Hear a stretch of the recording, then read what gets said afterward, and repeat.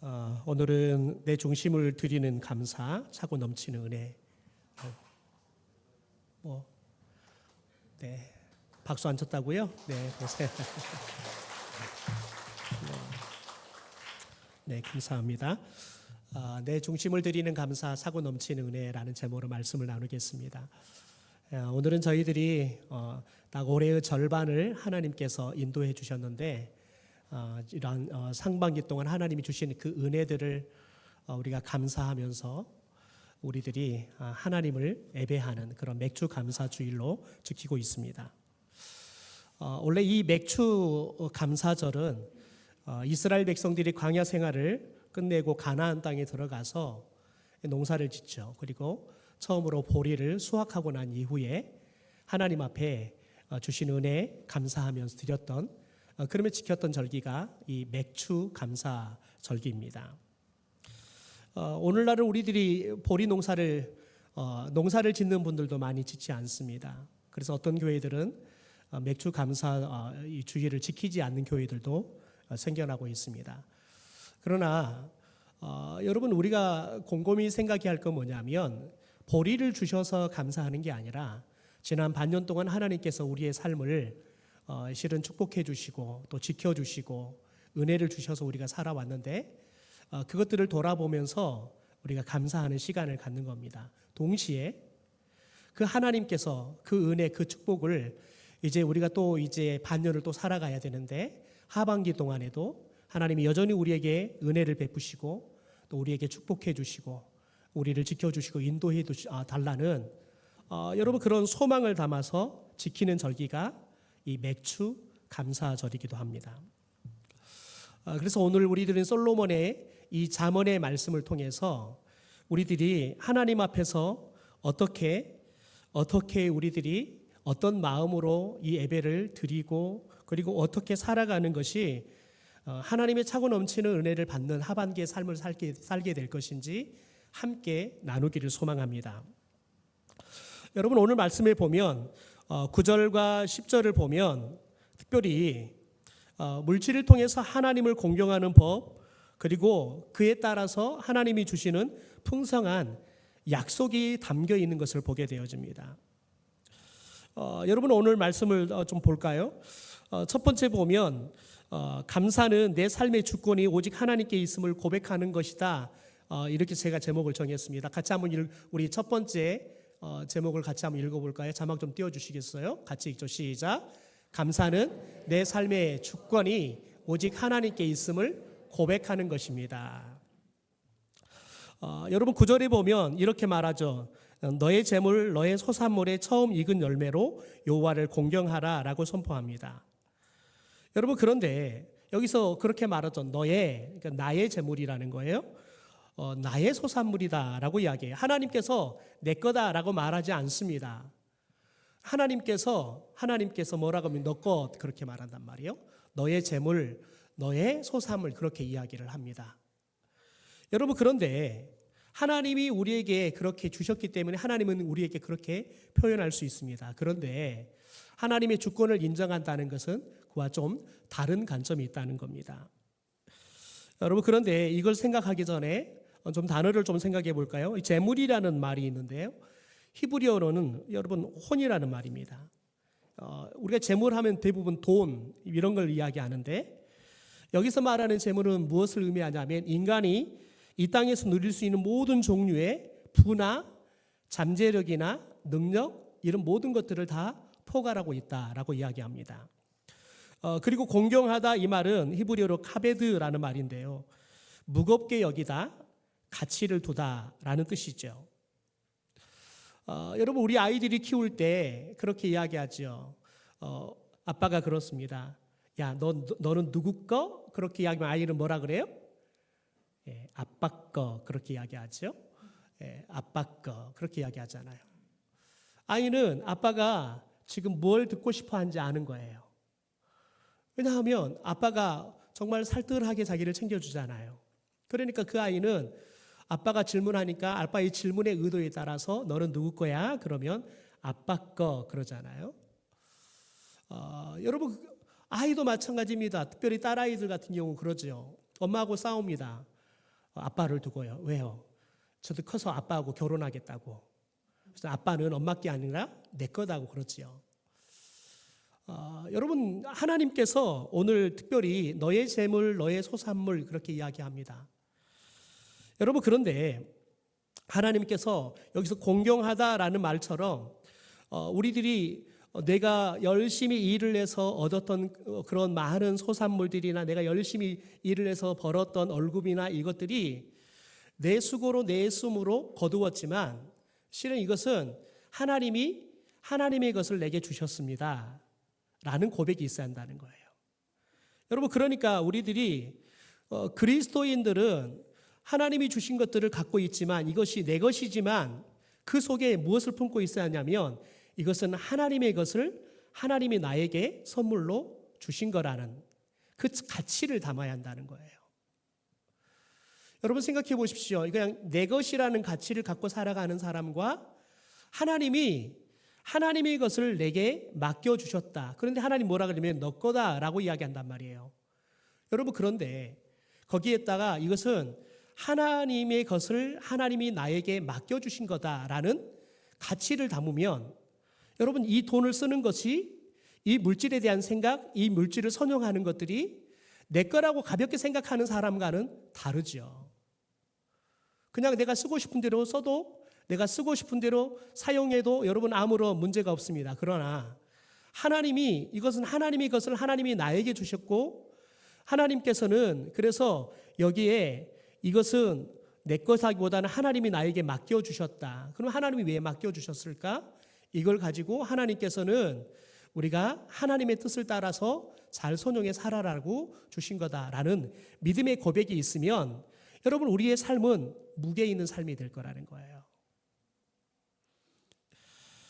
여러분, 그래서 저와 여러분이 나의 것들을 나에게 지금 있는 것들을 곰곰이 생각하면서 거기에 뭘 담아야 되냐면 이것은 하나님의 것입니다. 하나님의 주권을 가치로 담는 여러분 그 믿음의 고백이 있어야 돼요. 여러분, 이 고백이 있는 사람이 쓰는 거하고 이 고백이 없는 사람이 쓰는 것이 똑같은 물품을 사도요. 여러분, 그 물품을 향해서 여러분 갖는 마음이 다르고요. 그 물품을 가지고 살아가는 삶의 모양이 달라져 버리는 거예요. 여러분, 그런데 사람들은 종종 그런 생각을 하지요. 내가 열심히 벌어서 내가 고생해서 번 거기 때문에 내 거다라는 생각을 하지요. 여러분, 그런데 신명기 8장 18절에는 분명하게 하나님이 이렇게 말합니다. 우리 같이 한번 읽어보겠습니다. 시작. 내 하나님 여호와를 기억하라. 그가 내게 재물 얻을 능력을 주셨습니다. 여러분, 하나님이 우리에게 재물을 얻을 능력을 주셨기 때문에 우리가 그 재물을 얻을 수 있다는 거예요. 우리는 열심히 일하면 여러분 우리가 열심히 노력하면 그리고 다른 사람들보다 밤잠 덜 자가면서 덜 먹어가면서 더 많이 일하면 우리는 잘 살 거라고 생각합니다. 여러분, 그런데 생각해 보십시오. 하나님이 우리에게 생명 주지 않으면 하나님이 우리에게 건강 주지 않으면 여러분 하나님이 우리에게 좋은 날씨 주지 않으면 여러분 그러면 저와 여러분이 공사할 수 있을까요? 어제는 오후에 공사가 끝나고 시공회사 회장님께서 전화를 하셨어요. 목사님, 다음 주 월요일, 화요일 비가 예고되어 있어서 혹시 저희가 안 보이면 비가 와서 공사 안 한 줄 아세요? 그러더라고요. 근데 제가 회심의 미소를 지으면서 그렇게 이야기했죠. 비는 예고되어 있는데 새벽에 내리고 공사하려면 그칠 겁니다. 지난 일주일 내내 그랬거든요. 공사하시는 분들이 그래요. 아유, 목사님 공사하기가 해가 없어서 얼마나 좋은지 몰라요. 실제 일기예보를 제가 계속 보니까 올해를 보니까 한 새벽에 제가 보기에는 6시를 기점으로 나왔는데 아마 7시 말아맞자 9시 정도까지 비가 올 것 같아요. 그래서 제가 주님 땡기십시오. 땡기십시오라고 기도했어요. 여러분, 그런데 생각해 보십시오. 우리가 아무리 의지를 가지고 공사하려고 해도 하나님이 막 비 내리면 공사할 수 없습니다. 우리가 천만금의 돈을 가지고도 줄 거니까 공사해 주세요 해도 여러분 안 됩니다. 법이 금하고 있으니까요. 여러분, 우리가 아무리 노력한다고, 우리가 아무리 애쓴다고, 여러분, 저와 여러분이 하나님의 은혜가 없으면 여러분 살 수가 없는 거예요. 여러분, 진정한 그리스도인은 그걸 깨닫고 사느냐, 못 깨닫고 사느냐에 따라서 결정이 되는 겁니다.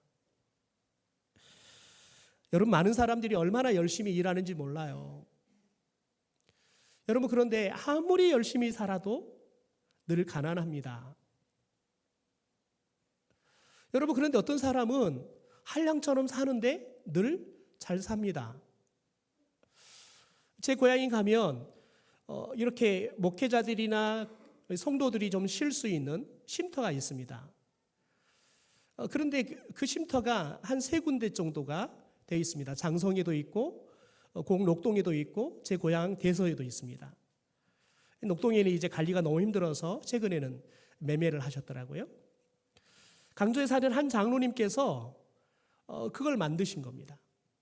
그래서 다 무료로 다 사용할 수 있도록, 특별히 그리스도인들이 와서 모인다면 그냥 누구나 예약이 겹치지만 하면 누구나 쓸 수 있도록, 그것도 다 공짜입니다. 10원짜리 하나 요구하지 않습니다. 그냥 쓰고만 다음 사람이 쓸 수 있도록 깨끗하게만 좀 정리해 놓고 가세요. 여러분, 그런데 그게 유지하는 것만은, 그 건물을 짓고 여러분 짓는 것도 꽤 돈이 들어가지만 유지하는 것만 해도 거의 2-3천만 원이 들어간다더라고요. 그러니까 세계를 움직이면 1년이면 6천, 7천이 가깝게 돈이 들어가는 겁니다. 더군다나 요즘 사람들은 또 개를 데리고 와서 개가 그냥 소파에 오줌 싸버리고 다 또 막 물어 뜯어놓고 그러면 또 그거 딱 감춰놓고 간대요. 그러면 어떻게 해요? 다음 사람 오면 냄새만 나면 안 되니까 강주에 사시는 분이 공원까지 내려오셔서 그거 수습하고 가야 돼요. 그러다 보니까 가족들이나 자식들이 좀 이제는 좀 정리하시지요. 아마 제가 알기로는 나이가 이제 거의 80이 다 되신 걸로 알고 있는데요. 그래서 제가 물어봤어요. 장로님, 뭐 돈도 안 되시고 뭐 장로님이 상주에서 오는 사람들이 뭐 고맙다고 인사도 하는 것도 아니고 그러는데 왜 그거 하십니까? 그랬더니 장로님이 그러는 거예요. 하나님이 자기에게 사업을 하게 하셨는데 지금은 그냥 가만히 있어도 돈이 들어오게 하나님이 사업에 복을 주셨다는 거예요. 그래서 80이 가깝지만 매달 하나님께서 주신 게 너무 많다는 거예요. 그래서 이것을 내가 다 혼자 내 배 채우는 거, 그거 하나님 앞에 너무 욕심인 것 같아서 하나님이 내게 이렇게 가만히 생각하기도 내가 이렇게 가만히 앉아서 돈을 벌어도 되나, 그런 생각이 들어서 내가 하나님이 거저 주신 거니까 거저 좀 나누었으면 좋겠다. 근데 가만히 생각해 보니까 지역에는 수련회를 가고 싶어도 변변한 장소가 하나가 없는 거예요. 다 가면 또 비싸게 돈 주고 이용해야 되고 하니까 부담스러운 거죠. 목사님들이 휴가를 가고 싶어도 숙박비 뭐 얼마 나오지 않는데 가서 일주일을 보내려고 그러면 숙박비도 부족하니까요. 그래서 그렇게 만들어서 쉼터라고 제공을 한다는 거예요. 장로님이 그래요.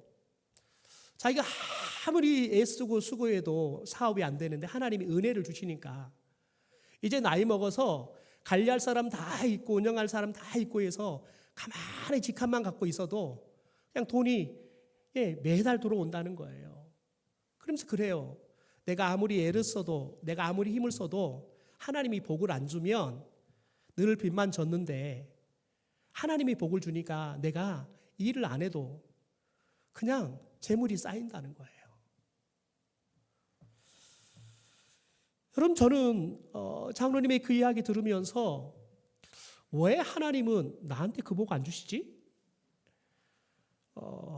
왜 하나님은 좀 우리 성도들한테도 그 좀 복 좀 주시지? 왜 안 주시지? 여러분, 그런 생각이 들었습니다. 여러분, 그런데 여러분, 오늘 우리가 좀 이 말씀 붙잡읍시다. 신명기 8장 18절의 말씀 다시 한번 자막 좀 보여주겠습니까? 내에다가 여러분 자기 이름은 넣어서 한번 외쳐봅시다. 시작. 영배 하나님 여호와를 기억하라. 그가 영배에게 재물 얻을 능력을 주셨습니다. 아멘. 믿어지지 않으시죠? 여러분, 저는 우리 성도들이 하반기에는 이 하나님이 재물 얻는 복을 주시기를 소망합니다. 여러분, 하나님이 주시니까 진짜 하늘에 별이 떨어지더라고요. 아니, 하늘에서 돈이 떨어지더라고요. 제가 여러분에게 한 두세 차례 간증한 것 같은데요. 제가 어떤 한 지역에 사역할 때 한 청년이 열심히 교회 봉사하는 청년이 있었습니다. 근데 집안은 너무너무 찢어지게 가난해서 공부도 할 수 없고 그러니까 어쩔 수 없이 공고를 갔어요. 그런데 공부를 너무너무 안 해서 공고를 갔는데 자격증 하나를 못 딴 거예요. 취직을 할 수 있나요? 간신히 군대 갔다 오고 막노동하며 살았습니다. 여러분, 그런데 믿음은 있으니까 매주일 와서 교회 학교 교사도 하고 찬양대도 하고 차운행도 하고 이렇게 열심히 봉사하는 거예요. 목사님이 그게 너무 귀한 거예요. 근데 이미 이제 30대 중반의 나이가 넘어가는데 결혼도 해야 되는데 벌어놓은 돈은 없고 직장은 또 변변한 게 없고. 여러분, 그런데 그 교회에 문구점에 여러 물품들을 납품하는 유통업을 하시는 집사님께서 50이 넘어가지고 하나님께 목회자로 콜링을 받았어요. 그래서 자기가 신학교를 가겠다고 목사님한테 이야기하면서, 목사님, 제가 신학교를 가야 되는데 자, 이 사업들을 동부 육군으로 다 가야 되는데 다 저희 아내 혼자 못 하니까 제가 한 지역을 좀, 우리 교인 믿음 좋은 분이 있으면 대형 면허 있고 그러면 제가 띄워서 주고 싶습니다. 그거 하면 한 달에 그냥 앉아서 그냥 월요일부터 금요일까지 아침에 문방구 10쯤에 가서 한 5시 정도 끝나고 집에 오면 6시면 들어올 겁니다. 최소한 600 이상은 그냥 벌 겁니다. 소개해달라고 그러더라는 거예요. 목사님, 누구 소개했겠어요? 네, 그 청년이 또 대형 면허도 있고 운전은 기똥차게 하잖아요. 그래서 소개했어요. 여러분, 그래서 하루아침에 사장이 됐습니다. 그런데 다른 지역의 장로님께서 목사님이 전화해서, 목사님, 저희들이 대학원 나와서 수자원공사 지금 가장으로 일하고 있는데 저희 딸이 조금 못생겼습니다. 그래서 집안도 안 보고 얼굴도 안 봅니다. 키도 안 봅니다. 그냥 믿음 좋은 청년 하나 있으면 소개해 주세요. 그래서 목사님이, 아니, 대학원 나왔는데 학력 안 보냐고. 필요 없다고. 우리 딸이 똑똑한데 뭐 사이 조금 부족해서 괜찮다고. 믿음만 좋으면 됐다고. 근데 목사님, 누구 소개해 줬겠어요? 네, 그 청년 소개해 줬습니다. 여러분, 아내가 하늘이 똑 떨어지더라고요. 여러분, 그런데 그 아내가 시집 오면서요, 이미 집도 35평 해놨어요. 그래서 하루아침에 여러분 사장 되고요, 여러분 집 얻고요, 마누라 얻고요. 예, 다음 주부터 옷이 달라지더라고요. 제가 그걸 보면서 하나님 앞에 신실하게 살아간다는 게 사람을 감동시키니까 하나님이 진짜 감동받는 축복을 주시구나라는 것들을 저는 깨달은 적이 있습니다. 여러분, 하나님께서는 저와 여러분에게 여호와를 기억하래요. 하나님을 기억하래요. 그러면 내게 재물을 얻을 능력을 주겠다라고 하나님께서 약속하십니다. 여러분, 저와 여러분이 하나님의 주권을 인정하십시오. 내 삶의 자리가 잘 돼도 하나님이 내 삶의 주인이고, 내 삶이 지금 터덕거리고 힘들어도 내 삶의 주인은 하나님이라는, 여러분, 이 주권에 대한 분명한 믿음의 고백이 있게 되기를 주님의 이름으로 축원합니다. 그럴 때 우리에게 재물 얻을 능력도 하나님이 주실 줄 믿습니다.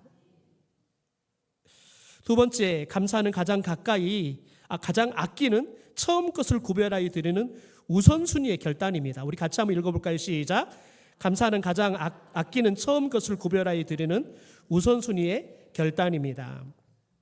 9절 중반에 보면 내 소산물의 처음 익은 열매로 여호와를 공경하라라고 말합니다. 여러분, 처음 익은 열매는 히브리어로 레시트라는 말인데요, 시간적으로 첫 번째라는 그런 의미를 넘어서는 겁니다. 가장 뛰어난 것, 최고의 정수, 최고의 좋은 것, 이런 것을 의미하는 거죠. 그러니까 하나님께 드리는 감사는 내가 쓰고 남은 찌꺼기를 드리는 게 아니라는 거예요. 짜투리를 드리는 게 아니라는 거예요. 우리가 새벽 예배를 왜 합니까? 오늘 하루 하나님이 시간을 주셨는데 첫 시간을 하나님께 드리겠다는 거예요. 여러분 우리 이종찬 장로님 이야기 들어보니까 우리 성도님들이 많이 예전에 그랬다더라고요. 아이들이 취업하고 첫 달 월급 받으면 그 월급을 하나님께 고스란히 다 드렸다는 거예요. 예전에는 그런 믿음으로 그렇게 첫 월급을 드린 사람들이 의외로 많았지요. 여러분 왜 그렇습니까? 여러분 분명한 고백인 겁니다. 우리 자녀를 지금까지 키워주신 분도 하나님이고 취업시킨 것도 하나님이고 하나님께서 우리 자녀가 한 달 동안 잘 적응하고 이곳에 이렇게 돈을 벌 수 있도록 하신 분이 하나님입니다. 그래서 이것은 내게 아니라 처음 것은 다 하나님의 것입니다 라고 하나님께 드린 거죠. 주일 아침이 되면 종종 우리 권사님이나 집사님들이 식사를 하면 초인종을 누릅니다. 음식을 하고 첫 음식 그거 성도들이 먹기 전에 목사님이 드셔야 된다고 가져옵니다. 저는 안 먹습니다. 주일 아침에 식사를 안 하고 간단하게 그냥 약 먹을 정도 요기하기 때문에 식사를 좀 간단하게 해결합니다. 안 먹어요. 여러분 그런데 그 마음을 알죠. 목사를 대접하는 것 같지만 실은 하나님의 종이기 때문에 갖다 주지 제가 하나님의 종이 아니면 가져다 주겠습니까? 하나님에 대한 믿음의 고백이 담겨 있는 거죠. 하나님을 섬기는 마음으로 하나님의 종이 목사를 섬긴다는 거죠. 여러분 그 마음이 참 귀합니다. 그 음식이 저녁 때 또 남으면 또 주기도 하지요. 또 이제 아침에 가져다닌 거 저녁 때 또 먹습니다. 여러분 그런데 여러분 다른 거예요. 어떨 때는 아침에 안 갖다 주고 이제 먹고 남은 거 또 줄 때도 있습니다. 여러분 그런데 생각이 달라요. 제 생각이 다르다고요. 왜요? 그 마음이 있기 때문에 그렇습니다. 여러분 그런다고 해서 또 아침에 하고 저한테 가져오라 절대 이 말은 아니시니까 가져올 생각은 하지 마세요. 여러분 하나님이 이스라엘 백성들이 광야의 인생을 끝내고 여리고성을 점령합니다. 그런데 하나님께서 여리고성을 점령하고 그들이 전리품을 얻지요. 그런데 하나님이 모든 전리품을 하나님께 다 가져오라고 말합니다. 왜요? 그들이 가나안 땅에서 얻은 첫 열매이기 때문에 그렇습니다. 여러분 하나님께서는 첫 열매를 얻는 것 여러분 그게 목적이 아닙니다. 여러분 첫 번째 열매나 두 번째 열매나 여러분 끝열매 빼놓고는 다 맛이 거기죠. 중요한 건 뭐냐면 고백이에요. 여러분 하나님께서 내게 주셨다. 그리고 여러분 첫 번째 받으면 얼마나 귀해요. 왜요? 첫 번째 받는 것은 이게 나올 때까지 얼마나 많은 기간 동안 수고했어요. 그러니까 첫 열매는 내 지금까지 수고에 대한 어떻게 보면 여러분 대가지요. 귀해요. 여러분 그런데 그 귀한 것일수록 하나님께 드리는 여러분 그 마음으로 살아라는 거예요. 발달장애를 가진 아들을 키우는 한 집사님이 계셨습니다. 이 아이를 낳았는데 의사가 퇴원 전에 그러는 거예요. 이 아이가 검사를 해보니까 평생 걸을 수도 없고 평생 제대로 사람 노릇하기에는 좀 어려울 겁니다. 그래서 일상생활 혼자 하기가 어려울 겁니다. 그렇게 이 발달장애 진단을 내렸습니다. 여러분 그러니 이런 아이를 가진 이 엄마가 얼마나 애타요. 그래서 이 집사님이 평생 유일한 기도 하나가 있다는 거예요. 하나님, 이 아이가 이 험한 세상에서 누군가에게 도움만 받는 존재가 아니라 자기 손으로 땀 흘려 일에 단돈 얼마라도 하나님께 애물 드릴 수 있는 당당한 인생을 살게 해 주십시오. 그게 기도했다는 거예요. 왜냐하면 의사 이야기로는 이 아이가 혼자 걸을 수도 없고 혼자 생활하기도 못한다는 거예요. 그리고 우리 집사님은 기도하면서 이 아이를 어떻게 하든지 걷게 하고 서게 하고 걷게 하고 혼자 생활할 수 있도록 하려고 정말 이병원 저병원 다니면서 이 아이를 재활하기 시작했어요. 놀랍게도 이 아이가 혼자 서는 거예요. 걷는 거예요. 그리고 말도 하기 시작하는 거예요. 여러분, 그래서 이 아이를 정말 어떻게 하든지 정상적인 아이를 키우려고 정말 애쓰고 노력했어요. 여러분, 그렇게 애쓰고 힘쓰고 노력해서 이 아이가 한 사회적 기업의 보호 작업장에 기적처럼 취업했어요. 이 아이 병명, 이 아이 상태로는 이 작업장에 취업하는 아이가 없다는 거예요. 그런데 이 아이는 상태는 안 좋은데 여러분, 할 수 있는 능력이 길러진 거예요. 그래서 취업을 한 거예요. 그리고 한 달 뒤에 아들이 월급 봉투를 받아가지고 온 거예요. 그래서 엄마에게 줍니다. 이 80만 원 들었더래요. 여러분, 그런데 생각해 보세요. 이 엄마에게 대기업 다니는 자식이 벌어오는 수백만 원보다 이 80만 원이 얼마나 감동적이고 의미가 있겠습니까? 여러분, 그런데 집사님께서 주일 아침에 이 80만 원짜리 봉투 뜯지도 않고 그대로 아들과 함께 하나님 앞에 헌금으로 드렸다는 거예요. 그 봉투에는 삐뚤빼뚤한 아들의 글씨로 하나님 첫 열매를 드립니다. 감사합니다. 아들이 쓴 기도 제목을 담아, 감사 제목을 담아가지고 드렸다는 거예요. 그러니까 그걸 좀 들었던 사람들이나 또 성도들 중에서도 아니, 그런 돈을 왜 헌금에 애를 위해 좀 쓰지? 그러면서 사람들이 이런 말 저런 말을 하더라는 거예요. 근데 집사님이 눈물을 닦으면서 이런 말 하더라는 거예요. 이 돈은 제 아들의 평생을 대표하는 첫 열매입니다. 쓰고 남은 찌꺼기가 아니라 아들의 인생 전체를 하나님 손에 올려드리고 싶었습니다. 하나님을 제 아들 인생의 최우선순으로 모시고 살아갈 때 내가 없는 세상에서도 주님이 우리 아들을 최고로 여기고 우리 아들을 최고로 대해 줄 거니까요. 여러분, 엄마는 이 아이가 이 돈을 벌어온 것도 중요하지만 엄마인 내가 떠나고 나면 이 아이 누가 지켜줄 거예요? 하나님이 우리 아이 나보다 더 좋은 보호자가 되어주고 우리 아들이 하나님을 최고로 여기면 하나님도 우리 아들을 최고로 여겨줄 거라는 그 믿음으로 그렇게 드린 거죠. 여러분, 하나님이 이런 어머니의 눈물이 담겨있는 항유 옥합을 여러분 예면하셨을까요? 이후에 기적이 일어났습니다. 장애인 청년으로 이 아들이 여러분 특별히 이례적으로 국가지원 직업훈련 프로그램의 우수 사원으로 뽑혔습니다.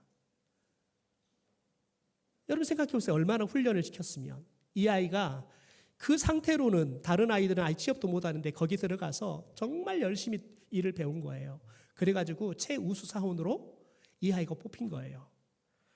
그래서 그 이후에 대기업에서 정규직으로 이 장애인 특채 채용이 된 겁니다.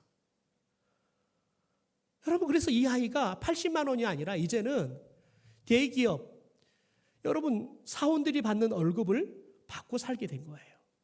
그러니 생각해 보세요. 이 아이가 완전히 자립한 거죠. 완전히 이제는 남의 도움이 아니라 엄마 도움도 없이도 살 수 있을 정도로 하나님이 축복을 해주시더라는 거예요. 여러분, 우리가 가장 아끼는 것을 하나님께 먼저 드릴 때 하나님은 우리의 우선순위를 절대 애면하지 않습니다. 하나님은 저와 여러분에게 우리가 최고의 것을 드릴 때 하나님도 우리에게 최고의 것을 주실 줄 믿습니다. 마지막 세 번째, 감사하는 자에게 하나님은 넘치는 풍성함으로 채워주신다 약속합니다. 10절입니다. 그러면 내 창고가 가득 차고 내 포도즙 틀에 새 포도즙이 넘치리라. 여러분, 특별히 9절은 우리의 책임과 결단에 대한 말씀이라면 10절은 그런 우리에게 주시는 하나님의 신실한 보상에 대한 약속의 말씀입니다. 여러분, 그런데 여기서 가득 차고라는 말은 뭐냐면 히브리어로 사바예요.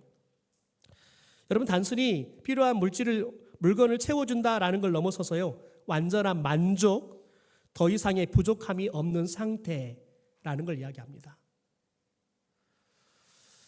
여러분, 어떤 사람의 인생은 밑빠진 독처럼 아무리 부어도 차지 않는 사람이 있어요. 그런데 어떤 사람의 인생은 아무리 빼내도 여러분 채워지는 인생이 있어요. 그런 겁니다. 하나님께서 더 이상 부족함이 없는 상태로 가득 차게 한다는 거예요. 왜요? 하나님이 우리에게 그 복을 주겠다는 거예요. 넘치리라는 말은 히브리어로 파라치인데요. 뚝이 터져서 걷잡을 수 없이 흘러내리는 상태를 이야기합니다. 장마 기간에 비가 엄청 오면 여러분 저수지의 뚝이 그 물을 견디지 못하면 어떻게 해요? 뚝이 여러분 무너져 내립니다. 그러면 저수지 안에 있던 물들이 다 쏟아져 내리지요. 하나님께서 저와 여러분의 삶 가운데 여러분 그렇게 여러분 넘쳐 흐르는 풍성함을 채워주겠다는 거예요. 여러분 가득 채워주는 정도가 아니라 여러분 넘쳐서 흘러 사방으로 영향력을 미칠 수 있을 만큼 하나님께서 넘치게 하겠다는 거예요. 여러분 누가복음 6장 38절에 보면 우리가 이것을 더 생생하게 이해할 수 있는 말이 있습니다. 우리 같이 한번 읽어볼까요? 시작. 주라 그리하면 너에게 줄 것이니 곧 후히 되어 누르고 흔들어 넘치도록 너에게 안겨주리라. 하나님 우리에게 주래요. 이것은 이웃을 향해서 주라는 말인데요. 그러면 어떻게 하냐면 하나님이 준대요. 너희들이 주면 나도 너희들에게 줄 거다. 근데 하나님 어떻게 주냐면 후히 여러분 여기 대가 있는데 여기다가 하는데 후하게 쌓아가지고 한대요. 그런데 또 어떻게 해요? 꼭꼭 누른대요. 그 다음에 또 어떻게 해요? 흔든대요. 다시 어떻게 해요? 다시 부어서 넘치게 해서 하나님이 안겨준대요. 이거 넣고 안겨준대요. 여러분 하나님은 우리에게 주실 때 그 마음으로 준비하시고 주실 줄 믿습니다. 여러분 저와 여러분이 예배당을 지어가면서 우리 오영필 집사님 아침에 그래요. 목사님 이거 뭐예요? 그래서 우리가 예배 드릴 곳 누가 여기 예배 드려요? 우리가 예배 드려야죠. 여러분 그런데 불현듯 그런 생각했어요. 우리가 예배 드릴 장소일까? 여러분 우리가 예배만 드리는 장소이면 여러분 의미가 없어요.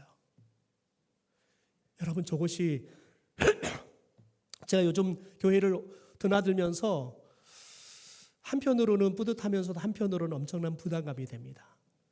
건물값하고 살아야 될 건데 여러분 건물이 저 들어오다 보면 이제는 아주 높이 서가지고 교회의 이 지역의 중심 같은 건물로 보입니다. 여러분 그런데 건물만 높이 솟아있는 교회가 아니라 여러분 이 지역사회에 영향력을 미치는 게 여러분 그렇게 크지 않아야겠습니까?